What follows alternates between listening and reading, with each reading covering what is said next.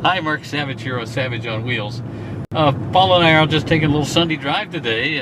Nice Mercedes-Benz, and this is the AMG GLE 63 S in Sport Coupe.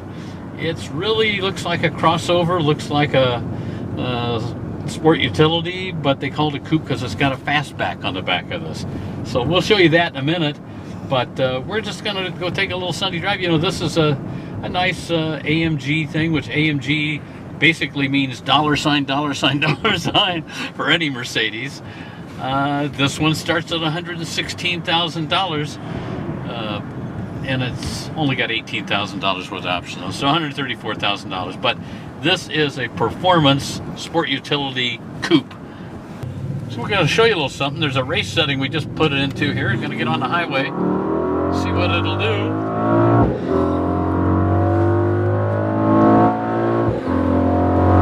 What a sound.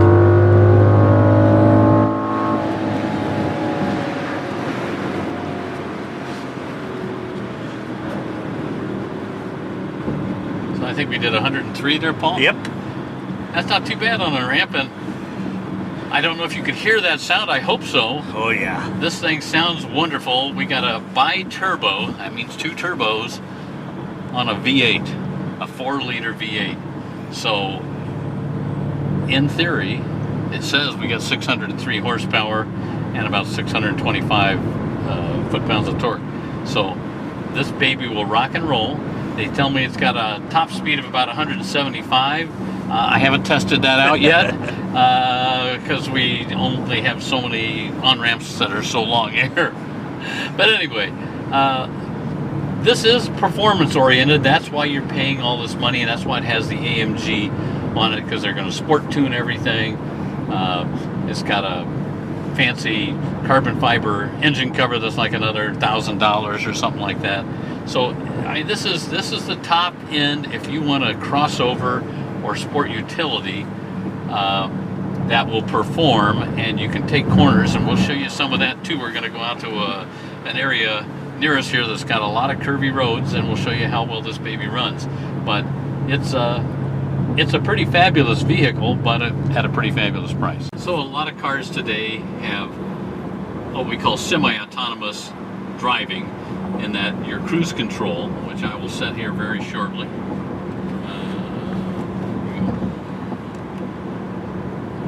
Alright, set the cruise control, then it keeps the car in the lane, and I don't actually have to hold the steering wheel. You can see it, you know, I can just take my hands off the wheel, and Paul can feel it here in the car. Oh yeah. We're going back and forth a little bit as it kind of centers itself in the lane. Now that it's centered in the lane, it will do this just fine, and I'll go through a little bit of a turn up here, and you'll see the wheel adjust a little bit. And here we go. It's not much of a turn, but it's going to adjust a little bit, and then eventually it's going to light up a little light in the dashboard to show me that I need to put my hands on the wheel. But what I guess this shows you is that autonomous driving is not that far off. It's good to keep your eye on the road and keep your hands near the wheel, because you never know what's going to happen. And you want to be able to react quickly. There you can see we're getting the lights flashing in the middle here. I don't know if you can see it here, Paul. Okay, Yep. then I'll put my hands on the wheel. It goes green again down here, which means we're okay. In just a second, we're coming up to a bigger turn, and we'll show this one more time. So again, we've got the cruise control on. It's going to bank us just a little bit into this turn, because we're heading into, I don't know, probably a 40-degree turn here on the highway.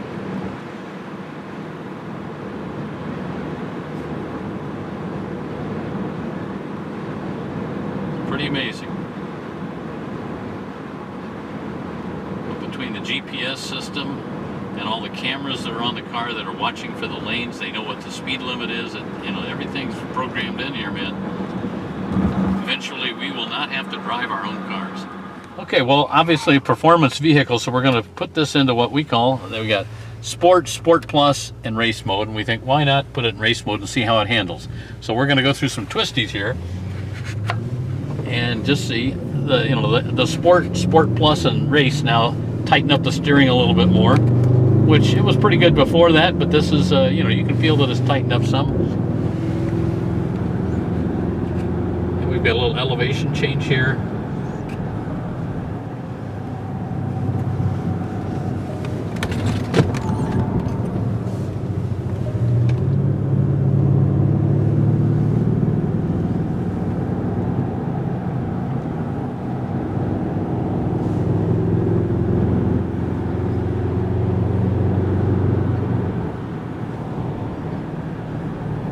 Nice too, this is a super smooth road. They repaved this about a year ago. Paul and I love to come out here.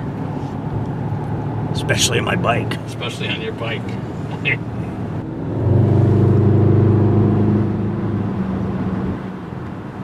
And then lam it just after this.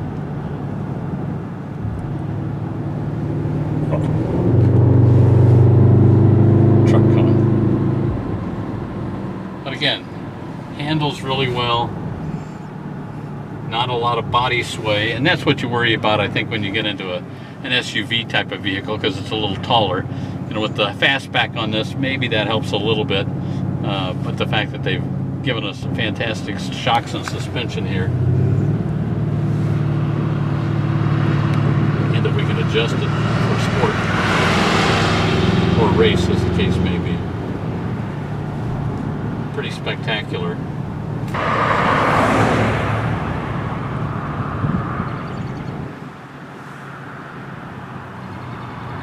This is a little sharper.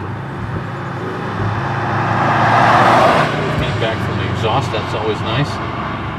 All right, so we're going to just show you around this cockpit, because it is like a cockpit. You know, might want to be a pilot or a, some sort of an engineer to figure all this stuff out. We've got two 12.3-inch screens here side by side, the instrument panel and then the navigation and info screen.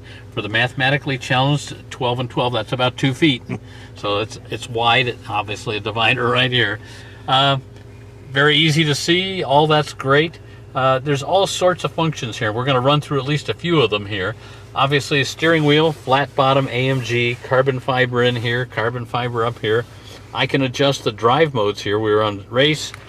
There's Sport Plus, Sport, Comfort, Individual. We can set it up a number of ways. Slippery in case it's icy out, and Trail if we're going to take it off-road. And, oh, we can even go into sand. To the beach. Take it to the beach if we'd like to. So there's all of those things easily adjusted right here. There's also some spring settings here that we can adjust. I can turn off the anti-slip here. On the console, we have the touchpad that you can use to adjust the screen, which I think is annoying and I never use. The dynamic here is, again, whether we can go from comfort to sport and so forth. We have navigation, radio, all of this I can touch, put it right up on the screen. This is navigation, so we got the map up right now. We've got a 360 camera, which doesn't look too exciting here. I'll tell you what, we'll put it in reverse and show you what that looks like. So it tells you where I can back up, not hit anything. That's always nice. That's good. This, I think, is awesome because you can adjust the sound level of your exhaust system. And again, it shows you up on the dash. We're on powerful, so that means that you can hear it make a lot of noise, and it actually is a lot of fun. Again, spring settings. We can raise and lower the vehicle a little if we'd like. We got grab bars for people like Paul in case they get scared and I'm going too fast for them. On the door over here, all of your controls that you need. For the seats, we got heated seats, cooled seats. I can adjust the right seat in case Paul gets too wormy over here. I can like hit it at and eject him out. No, we can't eject out the big giant sunroof. The seats here, I can do the manual. I can make the headrest go up and down, so I don't have to be, reaching back here and adjusting things before I get in the car. And there's a cushion extender down here.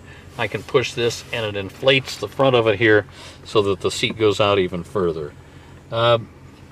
It's like, I can't think of anything that they've forgotten.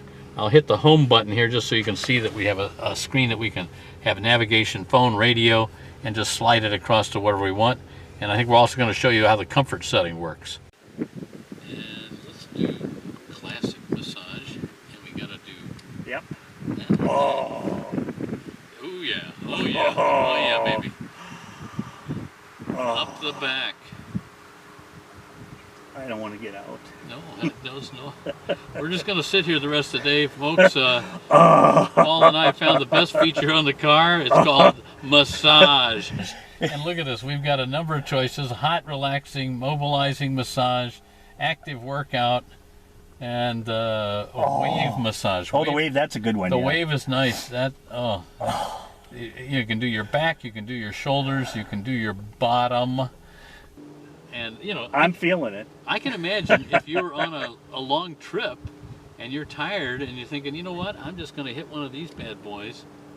And does this count as my workout for the day? Active workout, back rest? Active workout. Yeah, this is it. I can feel it in my hips right now.